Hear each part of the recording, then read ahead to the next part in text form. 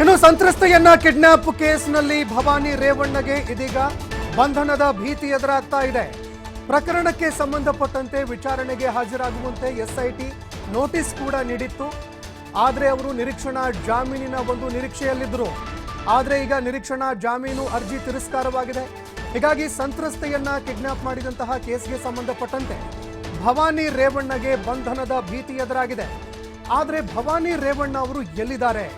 ಈ ಪ್ರಶ್ನೆಗೆ ಸಂಬಂಧಪಟ್ಟಂತೆ ಈವರೆಗೆ ಉತ್ತರ ಸಿಗ್ತಾ ಇಲ್ಲ. ಯಾಕಂದ್ರೆ ಭವಾನಿ ರೇವಣ್ಣ ಹೊಳೆನರಸೀಪುರದ ಮನೆಯಲ್ಲೂ ಕೂಡ ಕಾಣ್ತಾ ಇಲ್ಲ. ಇತ್ತ ಕೆಆರ್ ನಗರ ಸಾಲಿಗ್ರಾಮ ಮನೆಯಲ್ಲೂ ಕೂಡ ಭವಾನಿ ರೇವಣ್ಣ ಅವರು ಇಲ್ಲ. ಬೆಂಗಳೂರಿನ ಬಸವನಗುಡಿ ಮನೆಯಲ್ಲೂ ಕೂಡ ಭವಾನಿ ರೇವಣ್ಣ ಅವರ ಸುಳಿವಿಲ್ಲ. ನಿರೀಕ್ಷಣಾ ಜಾಮೀನು ಅರ್ಜಿ ವಜಾ ಆಗ್ತಾ ಇದ್ದಂತೆ ಪೊಲೀಸರು ಇದೀಗ ಭವಾನಿ ರೇವಣ್ಣ ಅವರಿಗಾಗಿ ತಲಾಶ್ ನಡೆಸ್ತಾ ಇದ್ದಾರೆ. ಯಾವುದೇ ಕ್ಷಣದಲ್ಲಿ ಆದರೂ ಕೂಡ ಭವಾನಿ ರೇವಣ್ಣ ಅವರನ್ನ ಬಂಧನ ಮಾಡುವಂತಹ ಸಾಧ್ಯತೆ ಇದೆ. ಯಾವುದೇ ಕ್ಷಣದಲ್ಲಿ ಬೇಕಾದರೂ ಕೂಡ ಭವಾನಿ ರೇವಣ್ಣ ಅವರು ಅರೆಸ್ಟ್ ಆಗುವಂತಹ ಸಾಧ್ಯತೆ ಇದೆ.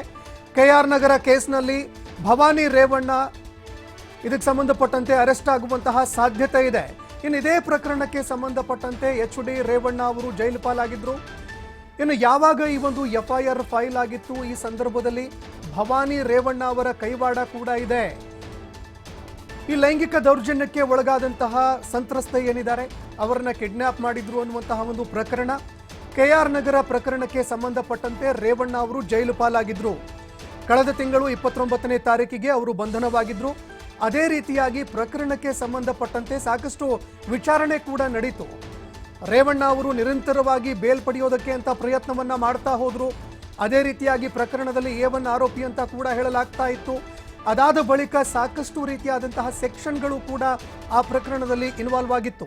ಪ್ರಮುಖವಾಗಿ ನಾನ್ ಬೇಲೇಬಲ್ ಅಫೆನ್ಸ್ ಅನ್ನುವಂತಹ ಒಂದು ವಿಷಯಕ್ಕೆ ಸಂಬಂಧಪಟ್ಟಂತೆ SPP ಆಗಿದ್ದಂತಹ ಜಾಯ್ನಾ ಕೋಠಾರಿ ಅವರು ಅದಕ್ಕೆ ಸಂಬಂಧಪಟ್ಟಂತೆ ಪ್ರಬಲವಾದಂತಹ ವಾದವನ್ನ ಕೂಡ ಮಂಡನೆ ಮಾಡಿದ್ರು. ಅದರ ಹೊರತಾಗಿ ಕೂಡ HD ರೇವಣ್ಣ ಅವರು ಕೆಲವು ದಿನಗಳ ಬಳಿಕ ಬೇಲ್ ಕೂಡ ಪಡೆದುಕೊಂಡಿದ್ರು. ಹೀಗಾಗಿ ಈ ಪ್ರಕರಣದಲ್ಲಿ ಭವಾನಿ ರೇವಣ್ಣ ಅವರ ನಿರೀಕ್ಷೆ ಸಾಕಷ್ಟಿತ್ತು. HD ರೇವಣ್ಣ ಅವರಿಗೆ ಬೇಲ್ ಸಿಕ್ಕಿರೋದ್ರಿಂದಾಗಿ ನನಗೂ ಕೂಡ ಬೇಲ್ ಸಿಗುತ್ತೆ ಅನ್ನುವಂತಹ ಒಂದು ನಿರೀಕ್ಷೆಯಲ್ಲಿ ಇದ್ರು.